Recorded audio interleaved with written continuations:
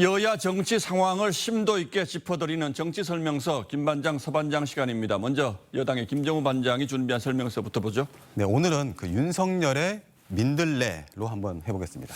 그러니까 지난주에 친윤석열계 의원들이 민들레라는 모임을 만든다는 게 논란이 됐었는데 이게 윤석열 대통령과 직접 연결이 됩니까? 네, 우선 그 민들레라는 모임이 만들어진 과정부터 한번 정확히 들여다볼 필요가 있습니다.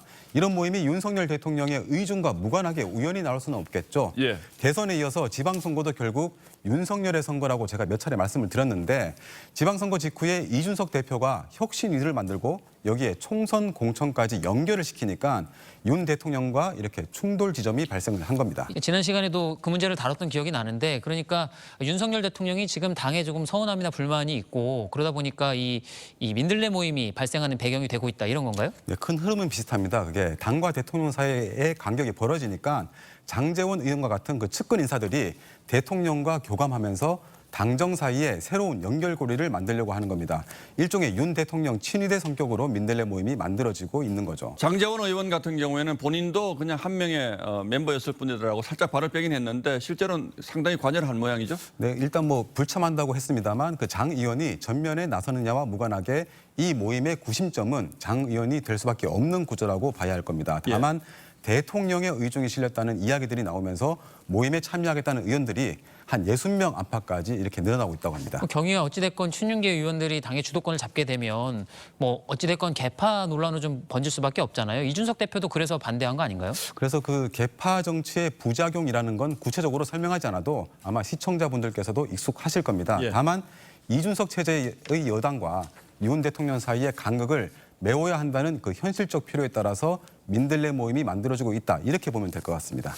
이준석 대표가 서둘러 공천 문제를 언급한 것도 그렇고 그리고 시스템 공천이라는 말이 나오는 것도 좀 너무 시간적으로 이르다라는 생각을 했는데 이런 배경이 있었다고 봐야 되겠군요. 예. 그렇다면 결국 언젠가는 충돌할 수밖에 없겠는데요. 예, 그럴 가능성도 있습니다. 그 친윤계 입장에서는 이제 막 새 정부가 출범한 시점에 벌써부터 총선 공천이나 당권을 놓고 대립할 게 아니라 복합적인 경제 위기나 그리고 이런 개혁 과제들을 풀어가는데 당력을 모으기를 바라고 있습니다. 그 역할을 민들레가 뒷받침하겠다는 것이죠.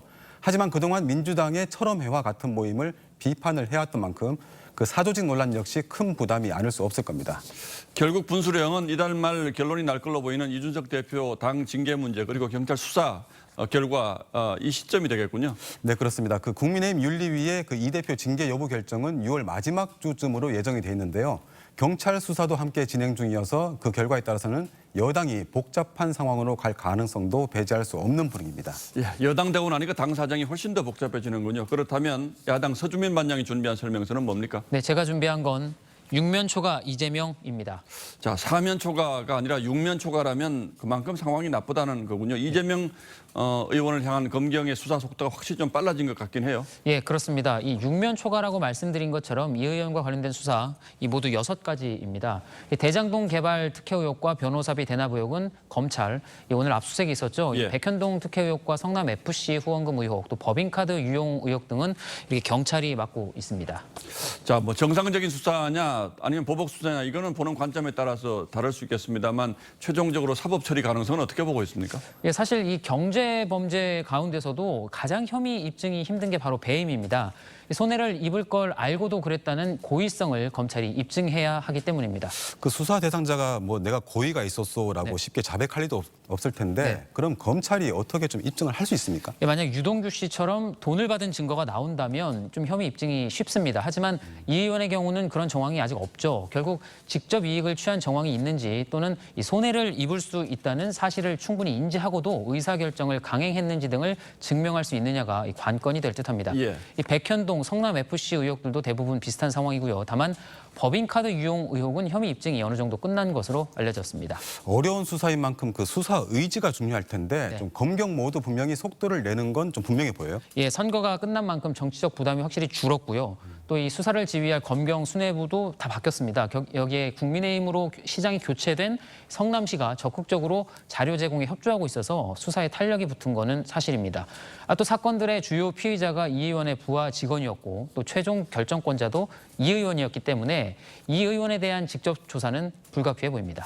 결국 이재명 의원으로서는 이 6면 초과를 어떻게 돌파하느냐에 따라서 정치적 미래도 달려있다 이렇게 봐야겠군요. 그렇습니다. 이 개항을 출마 역시 그런 상황을 염두에 둔 것이었다는 분석들이 있었죠. 당내 반대에도 불구하고 결국엔 당대표 출마에 나설 것이라는 관측이 우세한 것도 결국에는 윤석열 정권과 이재명 민주당의 이 대결 구도로 끌고 가겠다는 전략이라는 분석이 나옵니다. 이 의원이 어제 이 북한의 방사포 도발이 있었던 날 윤석열 대통령 부부가 영화 관람을 한 것을 직접 비판을 했었죠. 국회 입성 후 국정 현안과 관련해 이 윤 대통령에게 직접 각을 세운 건 처음인데 역시 같은 맥락에서 이해할 수 있을 듯합니다. 예, 뭐 정도의 차이는 있습니다만 여야 모두 수사 진행 상황 이것도 중요한 변수가 되겠군요. 네. 예, 두 반장 오늘도 잘 들었습니다.